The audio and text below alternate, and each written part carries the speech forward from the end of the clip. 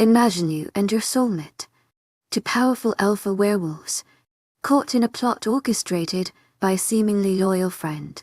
This friend, our heroine's best friend, conspires with a dark creature who's half hellhound, aiming to destroy us. 23 as YUT for any AP. Over ancient as YUT 5th century. Central Southern Hemisphere. The coldness was there. While the priests started their ceremony, I stood beside Anubis while the priest chanted over and over again. A smell hit my nostrils. The incense overshadowed the minor odor. We waited for them to finish. I desperately wanted to go home, feeling eerie and uncomfortable. There were others around the temple, all non-human. Still, it wasn't comfortable knowledge. Some had long white robes, with hoods pulled down below their eyes. My senses lessened with the wave of air swishing around the steel bowl of fire. The sealed room contained such wind. It resembled a mini sandstorm. Fire created an EJ for that fleet head away from me. I always hated large bodies of fire. Scooting closer to my mate, I looked around the shadows cased by high pillars. The fire lamps around room ward aloud resembled the fire in the middle. The high priest came forward towards Anubis, offering him the goblet with water from the great Nile, that Anubis must drink from after performing a successful ceremony, a way of passing on the energy from the spirits to the king. Someone banged on the temple door, calling out for me. It sounded like Daria, but no humans were allowed in the temple. The loud knock came again. I turned back to Anubis. He drank from his cup while a small tornado inside began. Simultaneously, the ritual seemed perfectly procedural.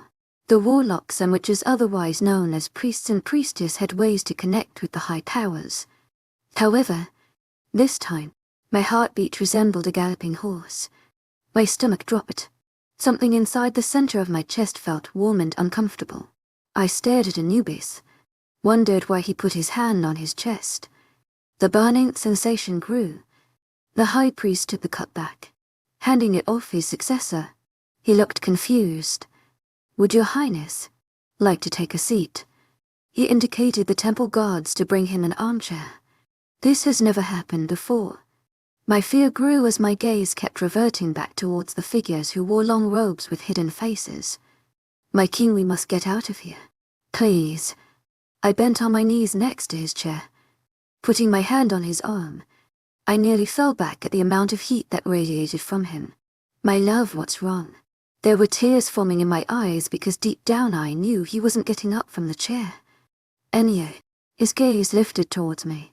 Seeing the silvery sheen crawling in from the corner of his eyes made my chest ache. His gaze lifted towards the priest behind me. He and his associates appeared to be shocked. Turning back towards Anubis, I put my hand on his chest. All things were created with gold, brass or wood. Silver was forbidden in kingdoms with werewolves. Only humans experimented with the art of silver. Go find out who did this. The high priest screamed at the guards.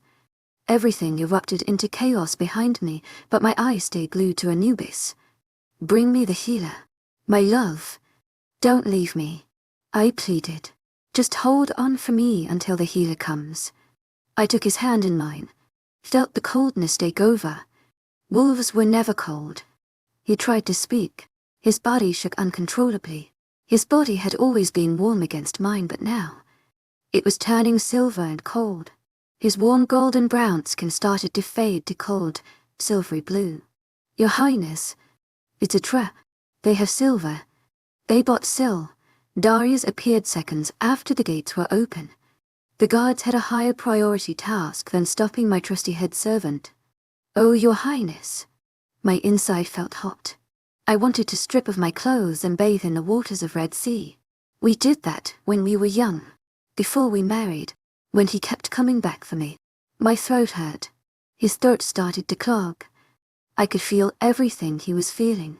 His lips parted, gasping for. Dry heaving convulsed his body, making him topple over from the towards me. I tried. The priests helped me lay his jerking body flat on the ground. My chest ached while I screamed for mercy. "Anubis, please. My love, don't do this to me. I can't live without you." Tears charged down my face. My heart felt like it was being ripped away. My claws came out, teeth exposed in anger and agony. Ocean, look at me. Hold on. I spoke to him like we did before we became king and queen. Don't. I growled at the high priest and offered him the goblet. Get away from him. My hands felt numb from the coldness from his body. I didn't care when the priest fell backwards. I took his face in my hands. You will not leave me. My hands started to shake, nails digging into his skin. I kept screaming over and over again like a crazy person. His gaze felt so hollow, like he was looking through me. My breath caught in my chest. A sudden wave of air left my body. Gone. I felt light as a feather. A hollowed shell without a soul. A weak vessel. His presence was gone. I didn't realize that his body had stopped thrashing. My love. Please don't. My whisper, light as a feather, fell into empty ears now. The howl that tore through temple alarmed all the other wolves. Hopefully they will take the warning and attack those pesky little humans. I felt soft hands on my shoulder. A voice apologizing over and over again. You did this. I looked back at Daria. She shook her head from side to side. You all did this. I screamed in her face. She backed away quickly. No, I had no idea until the other servants started talking about humans smuggling in weapons. I came here as soon as I heard. She started sobbing. I believed her. That was the painful truth. Not all humans were evil. Something inside me broke. I looked back towards my handsome mate. His eyes still held mine, but there was no warmth to it. My chest ached. Throat clogged. I felt like I was dying myself. With shaky hands I lifted mine to close his open eyes. I couldn't breathe properly. I sobbed over his corpse. To my agent extraordinaire, Madeleine Nobel. Heartfelt thanks for your unfailing patience, enthusiasm. Why, my face was wet from all the tears. Leaning back on my feet, I looked up still sobbing to a point I felt sick. Why? I screamed up to whoever was listening. I tried to relieve some pain by scratching my chest open. Feeling hardly any pain, I continued to claw at myself. Your Highness, please stop.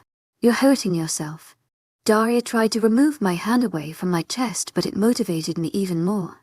I wanted to reach that heart that died with him. I bent forward again, trying to get away from her. Pressing my forehead against his chest, I breathed his scent in for the last time. My love is all yours. His non-response, or the last thread of sanity. Bringing both of my hands to my chest, I ripped and clawed as much as I could. The pain in my heart overshadowed my physical one. My body worked hard to repair itself. But I didn't give it time. Howling for the last time. With Ocean's cold body in view, I clawed my way through, and when I reached my heart, I ripped it out of my chest. The blackness came over me again, like I was floating away. I could see what was going on beneath me, yet I was floating. The colors in the room dimmed. All I could see was Daria sobbing desperately, calling to the gods. Demanding was a mistake. My head rested on her lap, heart and blood spilling out of my chest. Other arm touching Ocean's grey body. She was a good one. I prayed to the spirits that they kept her safe. The priests were in high alert, volcanic mode set in. No one knew who killed us. To my agent extraordinaire, Madeleine Nobel. Heartfelt thanks for your unfailing patience, enthusiasm. There he was, in the shadows of the dark temple. I remembered him from somewhere. He was standing very far away, blocked by the wall of fire directly in my view. The guy in the temple looked up, like he was looking straight at me, whereas everyone else tried to tend to our dead bodies in grief. The darkness started to sweep over, blocking my view of the temple and ritual ground. My love. Someone called my name. It was hard for me to turn around towards the voice in this floating stance. I twisted my upper body while flailing my legs around, but couldn't reach any ground. The familiar hand touched my shoulder. He turned me around and tucked me under his chin. I could only see Ocean's face with the last light coming from below. I felt whole again, like I belonged. Nothing made sense. We were neither with the gods nor with the demons. We were in a floating limbo. We were in darkness. 24 to P. OV, 1st century. 'Tis an ancient civilization, Northern Hemisphere. Your Highness, Haydn has escaped. I don't know how. He wasn't supposed to. I don't know it happened. The fire didn't work on him. My trusted friend, Elaria, exclaimed in panic. Then he must have had at least one parrot who was blessed by the fire spirit. I tried my hardest to remain calm, not allowing the fear to show through. Yes, but we did not know that a hybrid of such powers existed. We aren't even sure of the powers of the ones that are dead. She followed me through the long hallways towards my personal study chamber. We did what the spirits wanted us.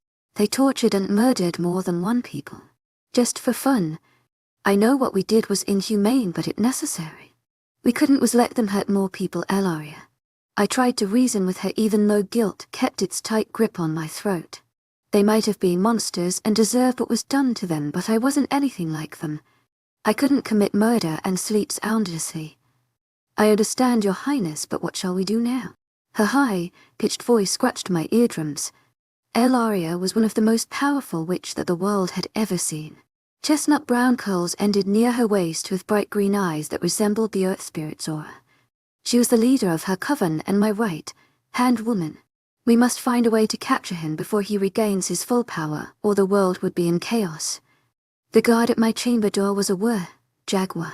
His broad shoulders and height only added to his ferociousness. I agree, but how? I might be a witch and we have the spirit's blessing, but they are also powerful because they have both powers and we only have one. It's drained us.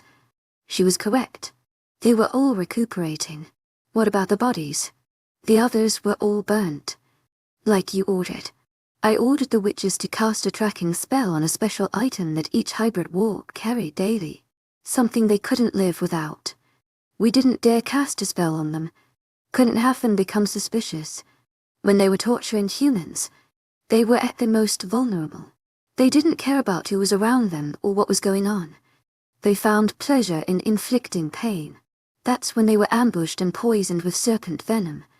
It couldn't kill them but paralyze them for long enough to be brought into the woods. Then, as the spirits had asked, we put their limp bodies over stacks of dry wood and lit them on fire. 12 bodies burnt that night as the humans celebrated their freedom. They were also a part of my kingdom and I had the exact same responsibilities towards them as I did for my own kind. I had to protect them. We had to protect them. Ocean and I. The king of Tiscan and Great North. Sighing, I shuffled through the scrolls and scribes to find out any information about this hybrid called Haydn. Was he a phoenix? They could create fire, hence they didn't burn. Or a dragon rider. They were immune to fire. They could understand the language of a dragon. Protect them. Keep them from harm's way. They were the protectors of dragons. No.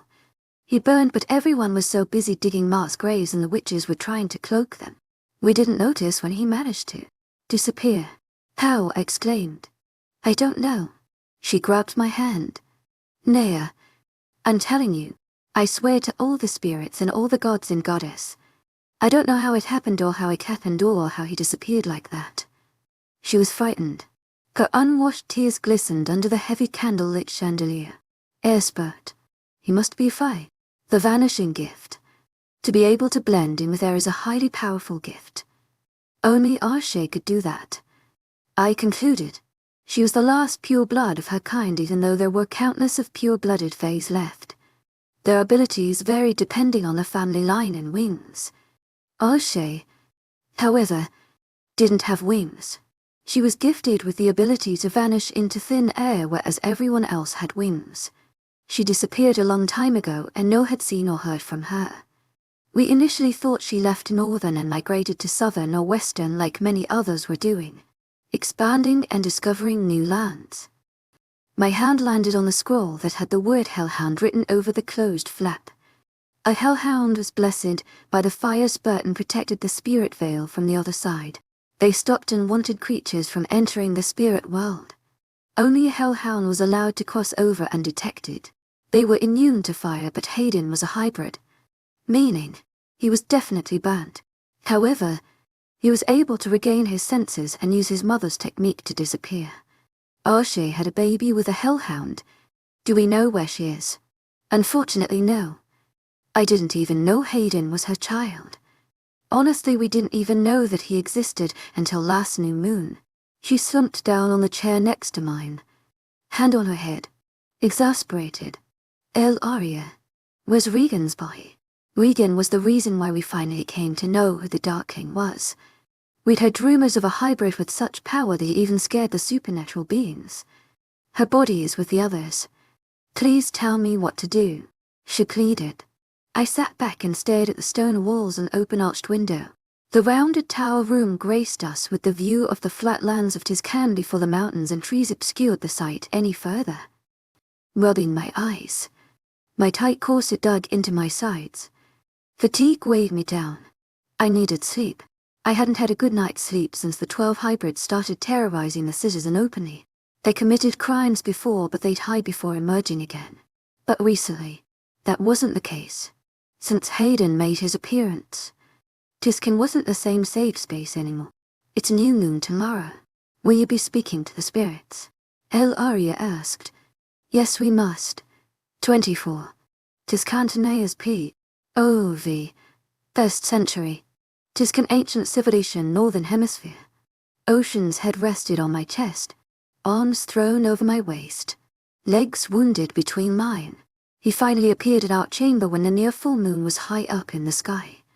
He came in complaining about a headache and we both ended in our large bed with tall bed posts. I started massaging his head. What's the plan then? He mumbled. I'll speak to the spirits tomorrow. They should have warned us about him. I patted his cheek. I know. Do you know where Ashay is now or where Hayden came from? He'd been at world.丨trying to find out more about him, his background, from anyone who came across him. I still can't believe he's half hellhound. He was as astonished as I was. I sighed loudly, hating the calmness of the air. I knew a storm was coming. What I despised the most is that Regan brought Hayden into our home. How did we not know Regan was a hybrid? I grumbled. She was the head servant in our West Wing. She made sure everyone did their job and everyone was taken care of. She brought him into this castle, promising us that he was the best human blacksmith. He didn't have any distinct smell, that's why werewolves didn't detect any treachery from him. We trusted her with our home, so we trusted him too, and he used it to stab us in the back with him. Many of our human employees started to go missing. It took the guards a while to find their remains. That's when we realized something was very wrong. Missing people, dismembered bodies. People were terrified. That's when we started a hunt for the hybrids. Once we had evidence and witness that it was them, Aria and I spoke to the spirits. They didn't know what kind of havoc hybrids would cause, but they knew they were way more powerful than a supernatural with one elemental power. The spirits had no control over them, that's why they were even more dangerous. Go to sleep, my queen. You can worry about it tomorrow. He pulled me closer to him and I allowed his comfort to chase away the terrors. Aria and I walked deep into the forest. Moonlight lightened the ground under our feet. It was a sacred meeting, hence we didn't bring our guard further into the woods. I heard the soft sloshing of water and knew we were close to the edge of the sea. What are you going to say to her? She held a satchel filled with herbs and a bowl. We usually didn't need a ritual on a full moon night, but she was scared. She didn't think the spirits would grace her with their presence, that they should have told us about the hellhound. They shouldn't be our problem due to they aren't from our world. I patted her arm, making her nod in agreement. Her heart was racing like a galloping horse. The blood moon spat upon the sea, her edge touching its horizon. The usual blue sea reflected its red rays of light. Aria started chanting in the language of the creators. Banazai on Compradov Inisiska. There were two ways to reach the spirits. One, via the language of the spirits, and the other, through pain. Pain inflicted upon us. Only the supernatural brought the spirits out to protect us. Green tendrils of smoke hovered in front of the moon. Wavy green flares danced with the wind. I marveled every time I came face to face with our Creator. Witches and werewolves were blessed by the earth spirit, hence our connection was always stronger. Races bounded by our Creator. Fays connected with their spirit and mermaids with water. My children, it's come to my attention that one hybrid survived. A melodic tune sang through the air. You know it's not complete. We can't seal the gates and we can only do it once. We can never open it again or make it again. I knew what she meant by it. It wasn't to be spoken of. I know that, but he's half hellhound. We didn't know. We thought he was human at first. Now I understand why we couldn't catch a scent. He doesn't have any. Even though his mother was a fae, his body still functions as a creature of a spirit world. The venom didn't subdue him for long. I rubbed my forehead. An onset of headache emerging through. A hellhound. They aren't allowed to cross the veil. Her surprise shocked me. They were supposed to know everything about the supernatural beings, but not humans. They weren't in control of the humans. The humans weren't blessed by anyone, but they surely were lucky enough to multiply. Like rodents. Have you spoken to the fire spirit? My sister won't hide such significant information for me. She seemed offended, but I didn't care at that moment. We apologize, but how do we stop him now? We can't even find him. Aria stuttered. One thing I hated. How can a hellhound hide from the spirits? I wondered out loud. We do not have tracks of hellhounds when they walk the earth. Because they aren't supposed to walk the earth. I didn't know why we didn't notice when he was gone. The Great Spirit herself seemed perplexed. Maybe because the veil was thin when he crossed over. We know it was Arshay who's the mother of this hybrid. She's blessed by the air spirit. Do you know where she is? Hybrids were untracked by the spirits as well, so I doubted she knew much about Hayden's whereabouts. She left Northern a long time ago. I don't know much about her. I have to ask my sister. I wanted to roll my eyes, but I couldn't disrespect her again. I heard leaves brushing against Teach from miles away. The air was too still for a scent to be carried over. Cal came to that sound being from one of the guards. I concentrated on what was in front of me. So what do you want us to do? You must. Oh. A severely burnt body ran through shadow of the woods. I didn't know how I didn't hear any noises. It took me 3 seconds to register who it was, what was happening and how it happened. However, I was 3 seconds too late. I want her back, give her to me. The man with bat without any smell held onto one of the tendrils of the spurt. The edge created electric impulses that shot around in circles. The air around us became angry. The calm turned into the storm I'd been waiting for. The trees fought to hold their ground as the wind their branches back. The sea lapped against each other. We stepped back trying to avoid backlash. Aria screamed, lifting my puffy beige skirt. I ran into the water to drag Hayden down. He wanted Regan's soul back. He's half hellhound and could love the side, but he's half fae, so at some point he'd have to cross over because he couldn't survive there forever. We couldn't let that happen. We couldn't let him bring her back to Earth. Any of them. Stop him. The spirit started to rise. I couldn't touch the veil. Only hellhounds could. Help me stop him then. I screamed in the water, trying to reach him. That's when one of her tendrils wrapped around my waist and lifted me up. My smooth skin touched his bark flesh and it slipped off, revealing his inner bloody muscles. Age 24. Tiscamfrine SP. Oh, V. 1st century. Tiscan ancient civilization, Northern Hemisphere. I squirmed in disgust. Still, I pulled at him until his fingers slipped off the edge and into the water. The spirit held onto me with her smoky vines and set me down back on the ground. The bottom of my clothes were wet. I let out a loud howl, alerting my guards. Any supernatural creature would immediately respond to that. You can't let him cross over. I'm giving you the responsibility, keep him in our realm. She started to rise higher and higher. No, you can't do that to me. My outburst was overshadowed by the howling wind and bashing branches. The guards finally broke through the thick darkness of the trees. I'll look over you as much as I can. I'll give you your love every time, but only you can stop him. We can't let them out back into the world. Her light started to dim. No. I screamed, entering the water again. You have to, or it will be chaos. I screamed at her fading smoke. If she was a human, I would have punched her in the face. I didn't want the responsibility. She told us to burn them. It wasn't my responsibility. She didn't even know what Hayden was. We were the one who found out his true nature. They didn't even know that a hellhound had crossed over. If she wanted me to do this for her, I needed something from her too. Then grant me one thing. It will be done. The air swirled around her. I didn't get a chance to ask her what I wanted.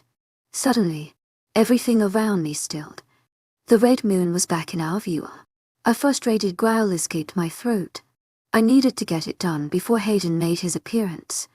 If he gets out, make sure you detain him. I don't know how, but make sure he doesn't disappear. I ordered the fighters who came too, indicating for me guards to follow me. I made my way towards the burnt bodies. Their stench had been bothering the wolves and any other creatures that lived near the woods. Your Highness, even if he gets to the other realm, he wouldn't find his mate there. Aria babbled on as she followed me. Fury clouded my judgment. I mean, they aren't supernatural. Their spirits won't go to our realm. Pulsing. I wanted to turn back and tell her why, but I took an oath to guard the secret with my life. Suppressing the urge to scream, I carried on. No one was supposed to know the truth about hybrids. No one but Ocean and I, when the Earth Spirit revealed it to us when she ordered us to annihilate them. Their spirits didn't go to the spiritual realm. They went to purgatory. A realm created by the spirits. Guarded by fucking hellhounds. We weren't told much about the hellhounds. Just that they were made by fire spirit to endure the hellish environment of the purgatory. However, the spirits couldn't seal the gates forever until all 12 of them were inside. If the plan succeeded, they would have been sealed forever, to suffer in their own misery. The spirits couldn't make the mistake of opening the realm again and again, just in case one sneaked through. The spirits couldn't feel their presence, so they needed all of them at once, to lock them away forever. Everyone thought that hybrids died, just like humans, but it was so much more worse. To my authentic coordinator, Madeline Noban, heartfelt thanks for your unfailing patience, enthusiasm. A hellhound would know where Regan's soul was being kept. That's why he wanted to use the spirit realm to get to purgatory. He's a hellhound hybrid. He find his way there and release havoc. No one could know about it. The spirit was right. We couldn't let him do that. What are you planning, Your Highness? Arius tumbled along behind me. I need all the witches you can get. We need to cloak the castle from Hayden and we need Regan's body. I turned towards one of my guards. Get someone else to bring her body to the back of the castle. It was the only way to keep Hayden from crossing over and releasing all the other hybrids. I became airborne and I didn't understand why. Usually my soul became airborne once I'd seen my death. My mind worked twice as fast trying to comprehend how I was floating in thin air and watching myself carry out the plan. The world spun while I stayed still. A floating soon crimson blood covered the grounds of Tiscan. The thin new moon was stark, white, and even the air seemed stunned. It seemed like some time had passed. The humans celebrated their victory whereas the ones with power escaped. My heart hurt for my people. Soon my eye ended up back where it all began, behind the walls of the royal castle. Hayden wore a black robe, hood rested on his back. His face looked nearly melted. Disgusting loose black flesh hung off his jaw. One of his eyes was stark white while the other one was pure red. I didn't know hellhounds could change their red eyes when walking the earth. He couldn't get into the castle because of the tail Muslims, and he couldn't see the grave tomb that was right behind him. The walls inside were marred with blood of all the witches that I ordered to hide away until they regained their strength. I didn't know that the humans that I protected would turn on us so violently. Hayden couldn't get in, so he manipulated the humans to turn on us. I didn't know how, but I knew he was behind their uprise.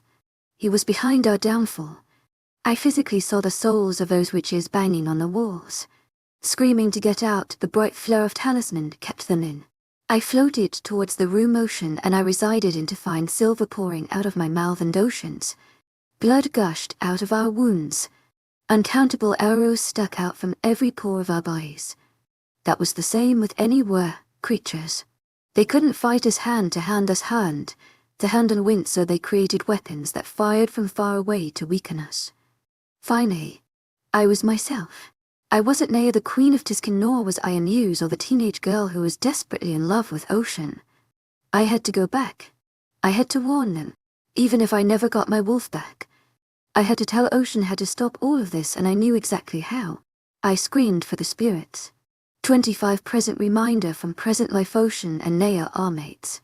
She moves from her pack to his. They are both alphas. Ocean acts cold and distant. Later human hunters attacks Naya. Ocean and Naya argue and she leaves. She gets attacked by the dark inner creature that's half hellhound and half fire. He takes Naya's wolf and she gets hospitalized. Ocean feels guilty and tells Naya about reincarnation and they try to bond. After a couple of weeks, Naya falls into a coma. Just a refresher. Aaron Draco's beta. Ocean's best friend. Macy Draco's Aaron's mate and Naya's best friend. Olivia Draco's Aaron's mother. Uncle Steve Draco's Aaron's father. Former beta. Ocean's father's beta. Adi the pack doctor. Samuel Lady I's son saved Ocean when Ocean's parents died. Lee Naya's previous lives best friend. Now they are older. Josh Sniper of the pack. Isagata Naya's mother. Andrew Kaito Naya's father. Back to present. Ocean's P. Darkwood, 21st century. It had been a whole week since my mate was pronounced dead. It had been a whole week since I recused from my alpha position. It had been a whole week since an all-around curfew was established. 2 weeks since I gave up living. Unruly beard marred my face and uncut hair that reached my jawline. Aunt Livia had been keeping me alive by practically forcing food down my throat. Stephen and Er were in charge of the pack and Ryan had ordered crates of canned food for the whole pack that would last for months. No one was allowed out. My head turned towards Naya. Her body was plugged up to a breathing ventilator. A head kept monitoring her brain activity, the lines working overtime to keep up whatever was going through her head.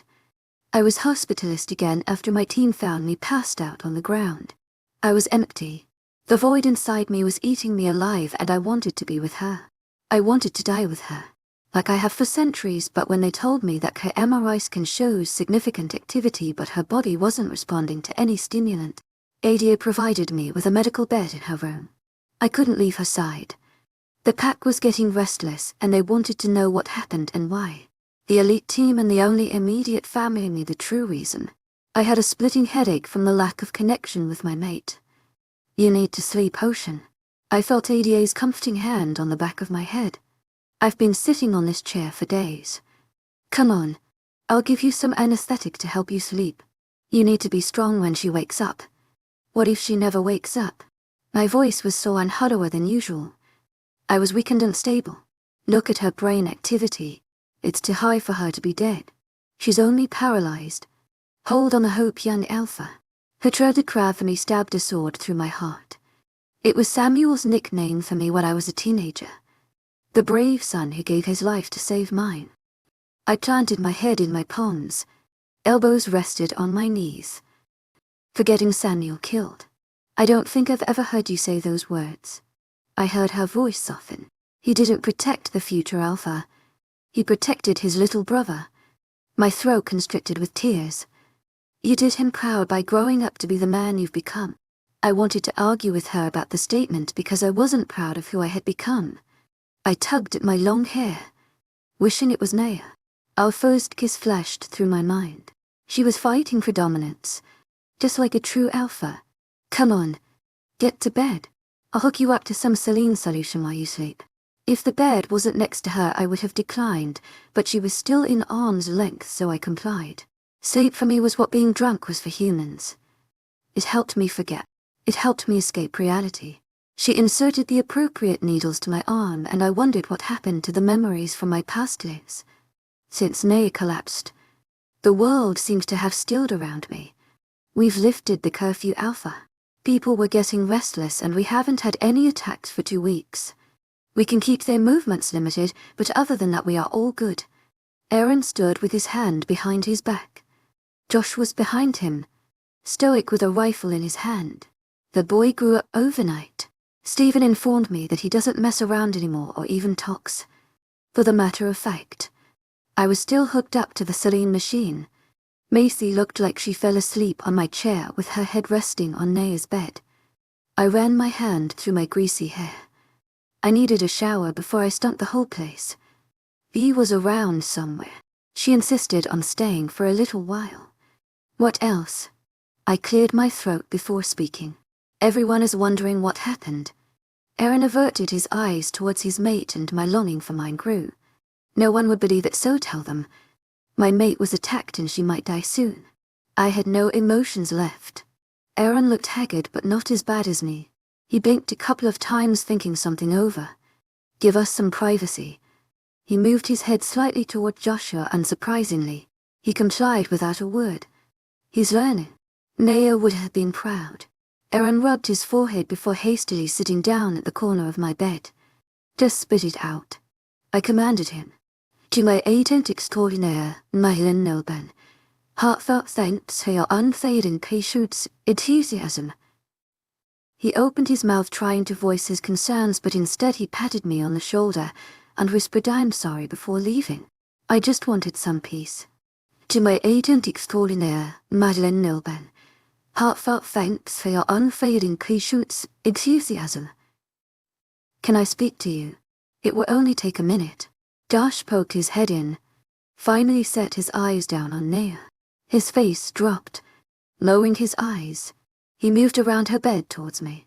I didn't care for much company, but he was still a member of my pack. To my agent extraordinaire, Madeline Nilban. Heartfelt thanks for your unfading patience, enthusiasm. I hadn't spoken to him since he was in one of these beds himself. I'm sorry I couldn't protect her. His voice was firm and eyes remained focused. Unlike before, it's not your fault. If I knew why, I never would have brought the Tahoe. I need you to know it had nothing to do with disrespecting you. He spoke as fast as he could, trying to finish his apology. I forgave him already because I was to blame, not him. I also should have told him about the Darkling, about my past lives like the whole elite team. I undermined him and I shouldn't have. It wasn't your fault. So, stop blaming yourself and be the best version of yourself you can be. That's what she'd want. I pointed at Naya. He stared in misery. Will she be? To my agent extraordinaire, Madeline Nilban. Heartfelt thanks for your unfading patience, enthusiasm. I don't know. I answered honestly, wishing the headache would leave. Even for just a second. He sighed before leaving swiftly. Suddenly Naya's heart monitor started making an absurd noise, setting everyone in a frenzy. I pulled out the needle from my arm before jumping off the bed to see what was wrong with her. Her body started convulsing and Macy ran out to get Ada, who was already at the door. What's happening? Terrified that this was it. Her brain waves were showing significant amount activity. A couple of nurses came running trying to push me out of the way but couldn't let go of her cold hand. Her vitals are elevating. Ada's calm voice cut through the chaos. She had a needle ready to stick into her arm when Naya's seizing started to decrease. Her brain waves returned to normal and heart rate too. She's breathing on her own. Ada was as surprised as I was. I was elated and comprehend anything Ada was saying. What does that mean? I felt faint. It means she's not comatose and has every chance of recovering. Everyone in the room stood shocked. I guess everyone lost their hope and somewhere along the line so did I. My chest constricted and I sagged next to her bed in relief. My knees gave out. Head limped against the mattress. I heard footsteps before the door burst open. Is she awake? I heard she's awake. Her mother's voice scraped could have been heard from miles away. So much for keeping things on the down low. I stood and faced her father's hatred. I welcomed it. A feeling I could accept considering I felt the same way about myself. I let their daughter believe that I didn't want her when I never came for her. I didn't warn her about the dangers outside of these walls. She's breathing on her own now. Ada walked around to check the monitors. She patted my arm in the process. Livia held on to say, preventing her from collapsing, whereas her dad was accompanied by Lion and not Stephen. He had work to do. That to care of. So she will wake up. Her father's hopeful voice was not of an alpha. I see no reason for her not to. 25.5 awake. Ocean's P. OFE present. The Katos and the Dracos were pacing in the waiting area. Just down the hall. Memories of my parents flooded me. At first it was of them before they died. Their smiling faces. A funny alpha who loved to show unlimited affection towards my mother. It used to gross me out when I was a child. Every alpha I met was stoic and downright arrogant, whereas my dad played the game. Acted like he was fit into the criteria of alpha, but he was far from it. Androcator was one of them, but he loved his daughter. Then my memories switched to them lying them in their blood with many others near the front of the woods where the gates were now. Vacant eyes. Enthusiasm. Limp bodies. Their last cries that tore through the pack link. Suddenly, Naya moved. Her ventilator was taken out and she was free majority of her wires. She groaned and I felt like I could breathe again. Naya. The door burst open and her parents rushed in, bombarding her with questions. Honey. I'm here, sweetheart. I'm sorry I'm late. Issei, I cried, stroking her head. I turned them out, concentrating her my mate. Since the ventilators had been taken out, some color had returned to hurt and skin. Her eyes started to flutter open, lips opening and closing. She was alive. Her arm moved, and I took her hand in mine. I blinked a couple, not believing my eyes when her slender hand wrapped around mine. I wondered if she knew that it was me. Slowly, her eyes opened and they landed me. We're going to transfer you to Royal Blue Gates now that you're awake. Get you the right treatment. Her mother was coddling her and a part of me agreed with her, but the other part, the one that had fallen in love with her, refused. She didn't let go of my hand at all and I was glad. She's not even awake yet. Just wait, Auntie say. Macy was near the door. Ada didn't allow anyone else to come in. Bea was there in the background, looking nervous for Naya. Light. A very soft raspy whisper hushed everyone. Hearing Naya's voice after so long soothed my soul. Ada immediately turned down the lights. Issei hurried to provide it for her. She was groggy and lucid but held on to my hand tightly. Before she became sick, we had a difficult relationship and the hardest thing was I felt the lack of love she had towards. Unlike the amount of affection I had towards her, I just knew how to hide it well. She finally opened her eyes and pulled my hand closer. Startled, she looked around trying to comprehend what was going on. A cruel thought flipped my stomach. What if she doesn't remember anything? Oh, she groaned. I didn't know what to do or say, while she roamed her eyes over every and out of the room. Then, after deep thought, she breathed out. What's going on? You got sick, sweetheart. You're here now. That's all that matter. Her mother brushed her hair back. Just like mine used to when I got sicker. Naya looked at me again. Her hand left mine and I wanted to drop dead at the moment. She lifted her hand to my thick, overgrown bread. How long was it out for? 2 weeks. I was in need of some water myself. She kept running her fingers through my scruff when her father cleared her throat. She turned. I dropped straight to mine again and this time I held on with all my might. Dad. Mum, you don't look so good. She tried to smile. Oh, honey. Her mother broke down before hugging her. I'm going to give my friend a call. Get the plane ready. You're going to a proper hospital. There was revulsion in his voice now. Naya was firm.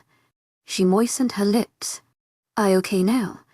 If we get out of these walls, the Darkling might come after us again. She had trouble speaking, but she was trying her best to stay on track. I need my wolf back. But honey, I'll die without my wolf. No human treatment will help me. I need my wolf. Her father, deflated, reached out to him. She had him wrapped around her finger. He treated her like a princess and even fought every alpha. It was to make his daughter the first ever. The prideful man sat at the edge of her bed on the other side with his back to me. You scared us. Don't you dare do that again. His voice choked up without much caring for who was around. I'm all right. Dad, he lovingly bent forward and kissed her on the forehead. Everything is going to be okay. A nervous laugh escaped from everyone. All right, everyone out. I need to check vitals. Get another quartz and done so go. Ada shooed everyone out before sliding close the opaque glass doors. Everyone sent quick prayers to the spirits for her well-being as we waited outside. Ada informed her that she'd be removing all the wires and explained the quartz scans that needed to be done. I tried to lighten the mood by making small jokes, but she remained quiet for the most part. She kept complaining about her dry lips and desperate need for a shower. What troubled me was her mental state. I was told I went into a catatonic state after she was hospitalized. I wondered if that was the case for her. She'd always been headstrong, which I took for granted.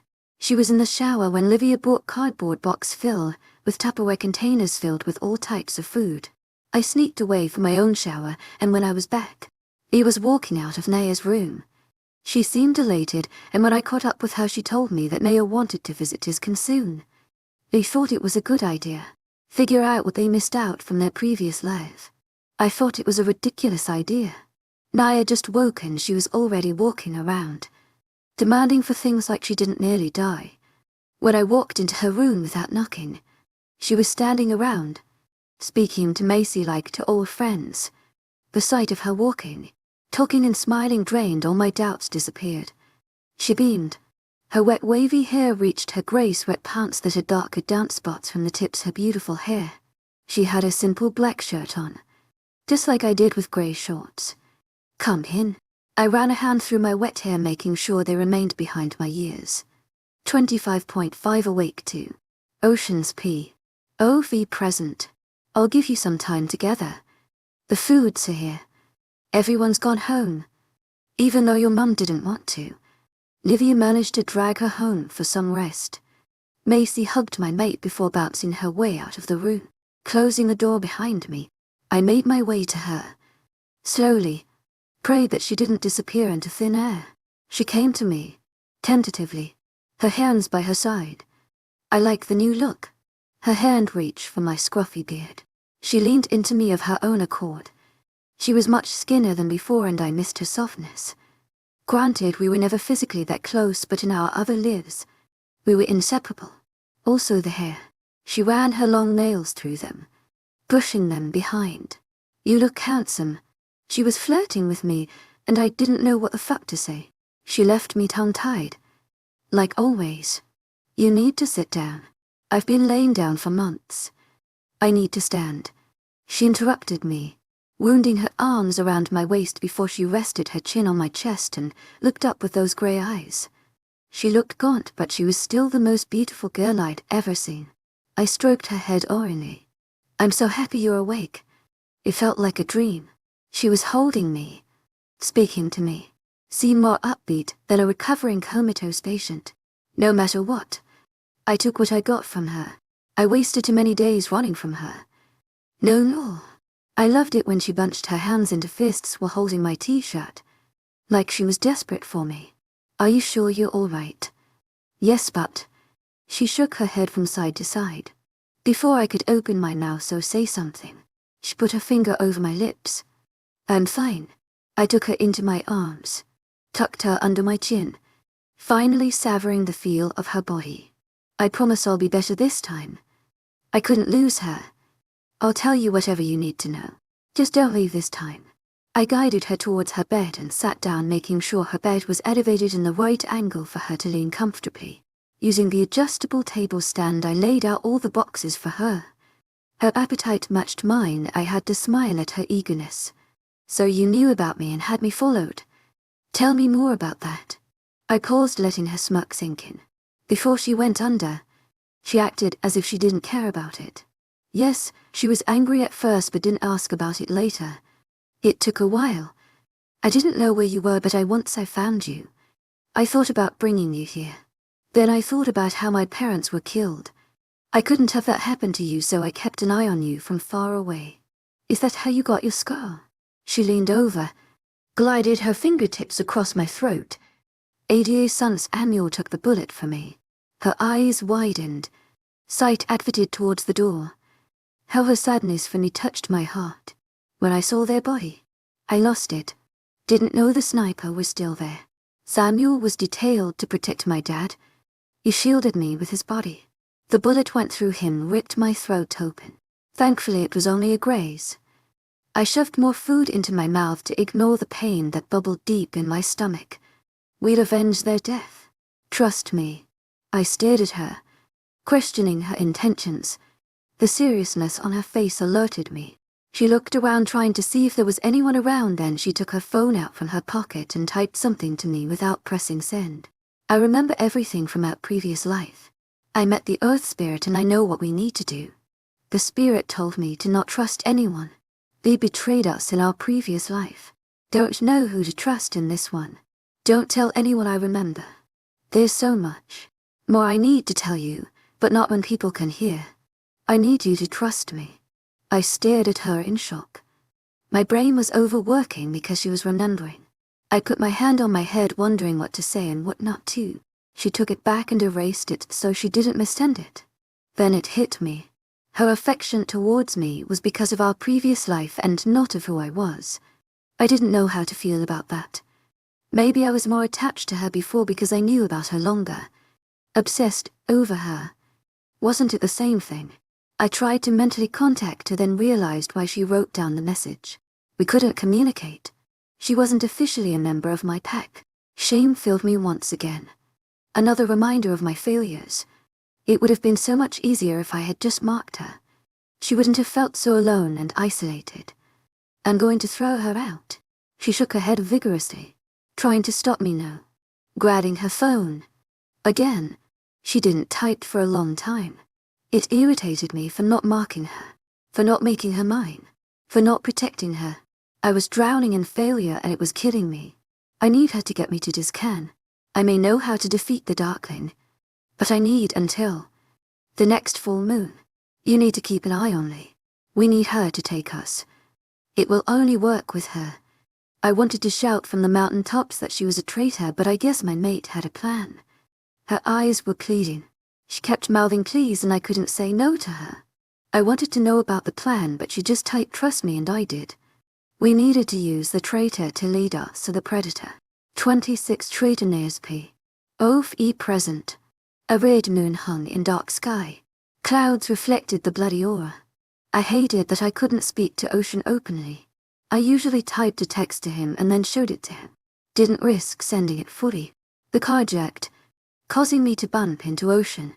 He physically pushed me further inside the car against her, and quickly blocked me from getting out.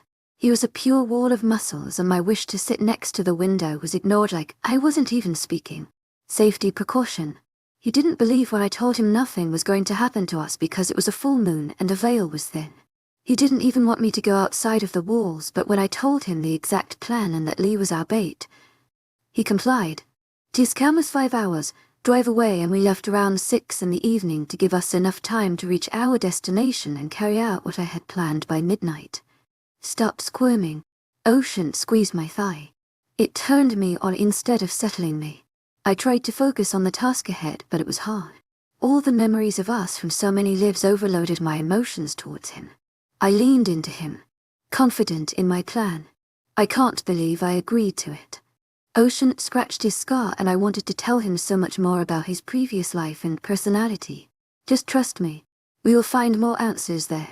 Every car had a strong talisman so the Darkling couldn't track us, and if I knew correctly, he wouldn't be able to see the car, let alone send his hunters after us. So what exactly is the plan? Ajay turned sideways in his seat to face me properly. If you're shooting at him, shoot him in his back. If you get close to him, go for his throat. I remembered all the attacks throughout lifetimes. That bastard was vicious and used every cowardice trick anyone could use to kill us. Anything else? I'll tell you when we get there. Even though he was one of Ocean's most trusted soldier, but he was my best friend from previous life, and yet she betrayed me. Well, Jay exhaled loudly. The castle was tainted with overgrown moss and ivy. We used flashlights to navigate, but they were all matured werewolves and could see perfectly in the dark. Unlike me, I didn't bring my parents or Macy no matter how much they protested. Macy was pissed that I chose to bring Lee instead of her. I couldn't tell her the truth just in case someone heard it. I need for people at each corner of the castle. I need you to start breaking the walls in each corner. I need you guys to dig out the 4 tailless gnomes. Everyone else, guard them. I instructed them. They stood strong under the red moonlight, surrounded by ancient trees with guns in their hands and hips. They were ready for a battle. 4 SUVs sat just inside the large iron gate. The gates I remembered seeing when I first entered the Darkwood Pack. Why? It was disrespectful to question an alpha. It indicated that the alpha was incompetent. But it was Aaron who asked, so it let it go.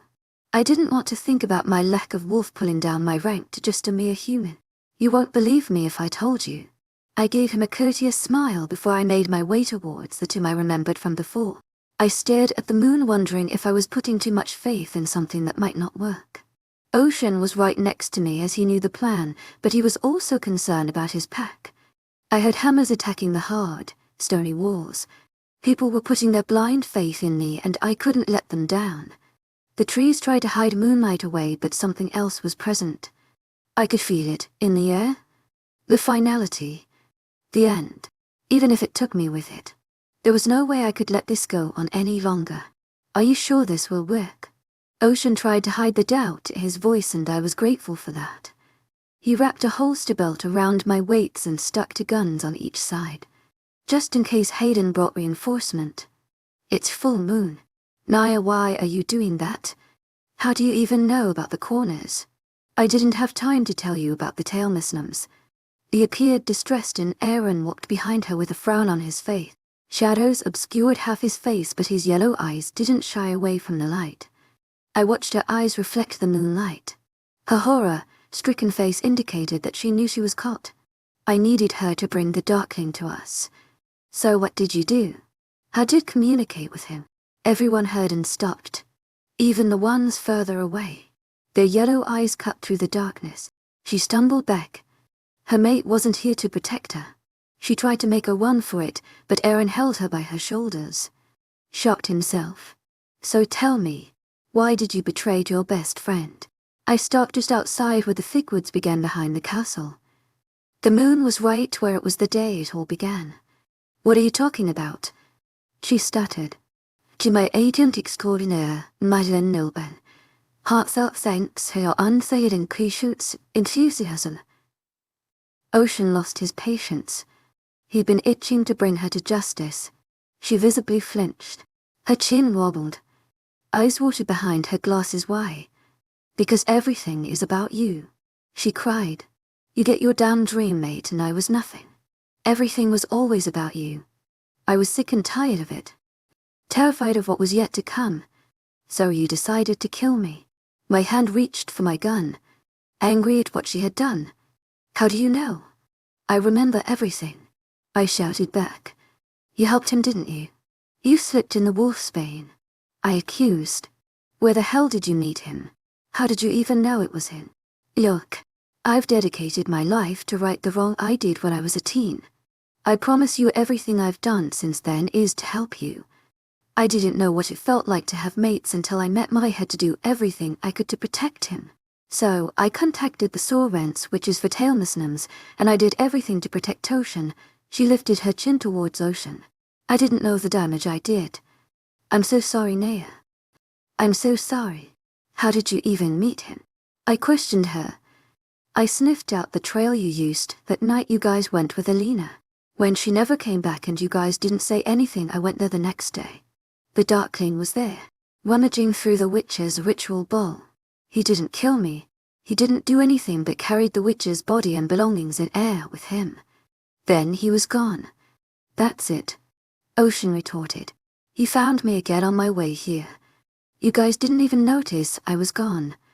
He attacked me, tried to kill me, but when I told him I'd do anything for him, he let me go. He then tracked me down and gave me the poison to give it to you, and if I did, he'd leave me alone, and he did. You agreed to kill your best friend. I stepped towards her, wanting to cause bodily harm. You didn't care about me. Why the hell do you expect me care about you? She was distraught. I remember the spirit tell me to not trust anyone. She didn't know who it was going to betray me, that's why she wasn't specific, but she knew something was coming. I know what type of person I was in my previous life. You were like a sister to me, but I was going to die and I didn't know what to do. I was protecting you by staying away, which you took it the wrong way. So, you betraying us has nothing to do with me. I tried to make it up to you in this life. I know what I did was wrong. I've brought you tailmusnums, helped you keep him away from both our packs. What else do you want me to do? Aaron was dragging her away. Bring him here. 26.5 Regan Naya's P. OV present. I have no contact with him. I wear a talisman myself to keep him away. I don't know how. I turned away. ignoring her useless cries. Ocean commanded his men to carry on getting the tailmasnums out from the castle. He will come when he feels the veil getting thinner then. To my agent extraordinaire, Mylin Nilben, heartfelt thanks for your unfailing patience, enthusiasm. He's a hellhound. I entered the thick woods. Using the torchlight as my guide, I looked for an anomaly in the ground. I can see better in the dark. Tell me what you're looking for. He took me by my hand and tugged me with him. I kept the flashlight still. A flat ground in the middle of unruly grass. We walked parallel to the castle instead of following the narrow path that was once clear of overgrown shrubbery. Flat ground. No one's been here in centuries. Where would you find flat ground? He was shaking. I could tell he was angry for trusting Lee for years. I brushed my thumb across the back of hand, trying to soothe him. The clouds moved away, brightening the area, and the light broke through the trees and shooting diagonal straight lines right on the flat ground, like pointing arrows. To my agent extraordinaire, Mylin Nilben, heartfelt thanks for your unfailing patience, enthusiasm. We picked up our pace and stopped right next to the edge of the wide rectangular void. What now, damn it? He tried to walk into the rectangle, but his feet bashed against an invisible barrier. Okay, what the fuck is that? I dropped to my knees next to rectangle. I remember Del Aria circling the tomb with a witch's ladder. Regan was half nymph and half fae. I knew she was a fae because of her wings, but she knew how to hide her nymph side. Granted, I didn't know about her life outside these walls, but hybrids were sociopaths.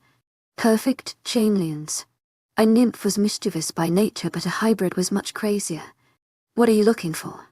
He started doing the same, and with claws he managed to dig in faster pace than mine. A witch's ladder. Its charmed braided cord with a knot feathers. Bones and charms. He wouldn't know what charms were in witch's turn because he wasn't there. They are herbs. From mistletoe to valerian, but they probably look like dry twigs now. What's the reason for it? Each knot was created with a spell by 10 powerful witches. El Aria, she was the leader of the Covenant Iscan, told me that this spell keeps the supernatural body intact. I had a lot of explaining to do after we got out of this predicament. Considering Plan A with Lee didn't work, I needed Plan B. One where the spirits were forced to thin the veil so Hayden could find us. Just what I was about to answer him. An eerie form of green light shone from near the moon. Everyone was astounded as I was. I didn't know my human form had any command over the spirits. That's when the air around us began to thicken. White foggy mist started to rise from the ground. The damn half-hellhound felt the presence of the spirits, but this time, I had the upper hand. I had what he wanted. I had Regan. Keep digging. This is who he wants. He thinks Regan is deaden, but her soul is on the other side. He kills us every life because the spirits takes our soul and keep us in a limbo, unlike every other supernatural creature who dies and goes to the other side. The Darkling is half hellhound, therefore he can survive in the limbo and take that route to the purgatory to find Regan's soul. But I made a deal with the spirits to keep her soul separate, and when I needed them to release her soul back on Earth. I needed Regan and Hayden to be at their most vulnerable to catch them. Just like before. How we caught the hybrids the first time. At their most weak state. When their guards were down. The night he escaped and tried to enter the spirit world, I made a deal with the Earth Spirit. I made the witches cast a binding spell on her body. Ready when the spirits returned her soul when I asked. This is her burnt body covered in ointments lab to prevent her from decaying. Once we find the rope and break the binding, the soul will return to her body and he will have his Regan. The fog was thickening. I needed to get his attention. We're giving him what he wants. Wait, how is that even possible? Yes, and keep digging and have your claws ready. I slapped my hands together, ridding myself of the damp dirt. I need to distract him, no. He stood to, making his way towards me. I'll do. Suddenly a scream emanated from one of Ocean's men, followed by a thud. The atmosphere grew greener, indicating the veil was thinner and closer. If he killed us before I could get through to him, everything I did would be in vain. Keep digging. I need them to release the tailmasnums and the bound needs to be broken. I walked towards where the thickest white fog, merging with the green smoke. He can't see it. He needs to see it. I need that bond broken. I ordered my alpha mate, who had trouble accepting orders, but when another groan and a thud echoed across the woods, he gave me a curt nod and got back to finding rope. I walked through the eerie forest, the similar green light at my feet from centuries ago. Only I wasn't wearing a dress and a crown. I was equipped with automatic guns and an army knife in one of my leather boots. My long ponytail swayed side to side with each step. The end was near. The hammering began once again, but with a much quicker pace. Some cursed and some downright walked towards where the fog commenced from. I watched as an enforcer named Garrett flew across clearing and against the castle wall. Hayden. I wanted him to know that I knew his real name. I know what you want. The shadowy figure emerged from the trees near the iron gate. He couldn't get in, so he just stood there, watching like a predator. You remember? His voice was a whisper, reading the winds that brushed against my ears. I thought I killed you. Too bad. I'll have to do it again. The wind shocked me just as he extended his arm. I didn't fight it because I knew it wouldn't last too long. I heard Ocean cry out. A gunshot broke through the trees. Hayden's head flew back, and unfortunately for us, his body was still attached to it. I could breathe again. Everyone needed a secret weapon, and Josh was mine. That kid might just grow up to save the world one day. Flashback. You took your time. I thought you'd come to see me at the clinic. Or you broke my heart. My over-the-top dramatic greeting was aimed towards Josh. Whoever categorized 19-year-old boys as men had never seen Josh's patchy beard. I laughed, pointed at his jawline. His glum face finally broke into a smile. He cupped his chin, trying to hide his baby hairs. You look chipper for someone who nearly died. The dark circles under his eyes overshadowed his young features. Chipper. Have you been talking to my parents? I realized that Northern had some phrases that Western didn't, even though the overall language was the same. They were so worried. I got up from the sofa in our lounge to engulf him in a big hug.